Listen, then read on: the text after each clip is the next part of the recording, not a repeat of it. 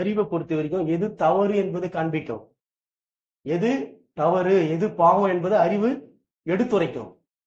ஆனா அதை எப்படி சரி செய்யணும் என்பதை அதுக்கு சொல்லி தெரியாது. சொல்றது புரியுது? அறிவு என்ன பண்ணும்? எது தவறு எது பாவம் என்பதை எடுத்துரைக்கும். ஆனா அதை சரி செய்ய தெரியும். அதைத்தான் நியாயப்பிரமாணத்தின் காலத்துல மோசே மூலமா ஆண்டவர் என்ன பண்றாரு? காட்டுறாரு. உனக்குள்ள இருக்கக்கூடிய அறிவினுடைய கெப்பாசிட்டியை பாடுறா சொல்லிட்டு நியாயப்பிரமாணத்தை கொடுத்து அவனுக்கு விலைக்கு அமைக்கிறார். அவனுடைய வழியிலே அவனுக்கு விலைக்கு அமைக்கிறார். நீ யாருன்னு பாரு, உன்னுடைய மூஞ்சில என்ன இருக்கு, கறி இருக்கு, நம்ப மாட்டேன் நான் சொன்னா அதோ பாருன்னு சொல்லிட்டு ஆண்டவர் அவனுக்கு ப்ரூஃப் பண்றாரு. நியாயப்பிரமாணத்தை கொடுத்தாரு. கொடுத்த உடனே அவன் இதெல்லாம் பாவம் தெரிந்து கொண்டான். இதெல்லாம் பாவம் தெரிந்து கொண்டான். அவனுக்குள்ள இருக்கிற கெப்பாசிட்டி தான் வெளியே காமிக்கிறாரு. உன்னால நியாயப்பிரமாணம் என்பது பாவத்தை எடுத்துரைக்கும். இது பாவம் சொல்லும், ஆனா பாவத்திலிருந்து விடுதலை தராது. பாவத்திலிருந்து விடுதலை இன்னைக்கு பாத்தீங்கன்னா அத்தனை மத போதகங்களும் அத்தனை மத குருமார்களும் இன்னைக்கு என்ன பேசுறாங்க அப்படின்னா, இது பாவம் சொல்றாங்க. பாவத்திலிருந்து விடுதலை ஆவதற்குரிய வழி யாருமே சொல்லல. இது பாவம் சொல்லுகிறாங்க, ஆனா பாவத்திலிருந்து விடுதலை ஆகக்கூடிய வழியை யாரும் சொல்லல. பரிகாரத்தை யாரும் சொல்லல. ஏன்னா உண்மையான பரிகாரம் கடவுள்கிட்ட தான் இருக்குது, இயேசு கிட்ட தான் இருக்குது. நாலேஜ் ஆதாமனுடைய அறிவை கொண்டு நம்ம பாவத்தை தெரிந்து கொள்ளலாம்.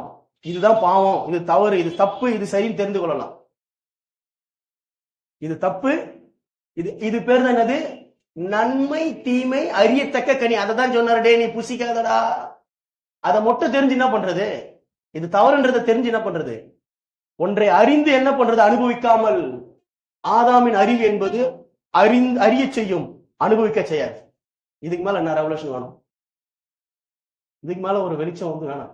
இதுக்கு மேல ஒரு வெளிச்சம் அவ்வளவுதான், முடிஞ்சிச்சு. ஆதாமின் அறிவு என்பது ஒன்றை அறிய செய்யும், செய்யாது. ஏன் சொன்னா ஜீவ விருட்சத்தின் கனி தான் இருக்குது. ஜீவ விருட்சத்தின் கனி தான் அனுபவிக்கப்படுறது. நன்மை தீமை அறியத்தக்க கனி என்பது அது வெறும் அறிய பண்ணும், அவ்வளவுதான். நீ வாங்கி வாங்கி வச்சுக்கலாம், வாங்கி என்ன பண்ணலாம், இது பாக்கெட்ல போட்டுக்கலாம், அனுபவிக்க முடியாது. அதுதான் இன்னைக்கு உலகத்தில் நடக்குது. அதனாலதான் பாதாள சாக்கடையில் என்ன பண்றான்? தோண்டி வச்சுக்கிறான். எப்படி எல்லாம் அவன் வந்து அதை சேவ் பண்ண முடியுமோ அப்படிலாம் சேவ் பண்ணிட்டு இருக்கிறான், நிம்மதி இல்லாம. எப்படி பாத்தீங்களா? உலகத்துல என்ன சொல்றான்? பணக்காரன் ஆவது எப்படின்னு சொல்றான். தேவனுடைய வழியில பணக்காரன் ஆவது என்ன பண்ணல, அவன் சொல்றதுக்கு ஆட்கள் கிடையாது. நம்ம ஆட்கள் தான் பேசிட்டு இருக்கிறாங்க. பணக்காரன் ஆவது நல்லதுதான், அது தலைவலியா மாறுமே. அது என்ன இடம்? தலைவலியா மாறுமே. அனுபவிக்க முடியல சொன்னா அது எப்படி ஹேண்டில் பண்ணணும்னு சொல்லிட்டு எனக்கு தெரியலன்னா தலைவலியா மாறிடும். அதுவே எனக்கு ஆபத்தா மாறிடும், உறவை முறிச்சிடும், எனக்குள்ள என்ன பண்ணிடும், என்னை தூக்கி என்ன பண்ணணும், வெறுமையாக்கி விட்டுரும், தனியால மாறிடுவேன். இதுதான் பிசாசனுடைய மிகப்பெரிய தந்திரம். பிசாசனுடைய வழியில ஆசீர்வாதத்தை வாங்கணும், அதான் வழிதான் பிசாசின் வழி. அதைத்தான் ஆண்டவர் மாத்துறாரு. ஆபிரகாமுடைய காலத்துல நீ என்னுடைய வழியில வாங்க, நீ ஆசீர்வதிக்கப்படும், என்னுடைய வழியில பெருகு. ஆதாமின் வழியில நீ பெருகும் பொழுது, பிறக்கும் பொழுது, பிறக்கிற வழியே எப்படி இருக்குது? அடிமை.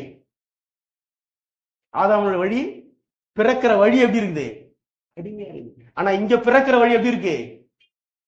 இங்க பிறக்கிற வழி ஜலத்தினாலும் ஆவினாலும் ஒருவன் பிறவிட்டால் தேவனுடைய ராஜ்யத்தை காண்பதற்கு அர்த்தம். பிறக்கும் பொழுதே சுயாதீனம் உள்ளவனா வரான்.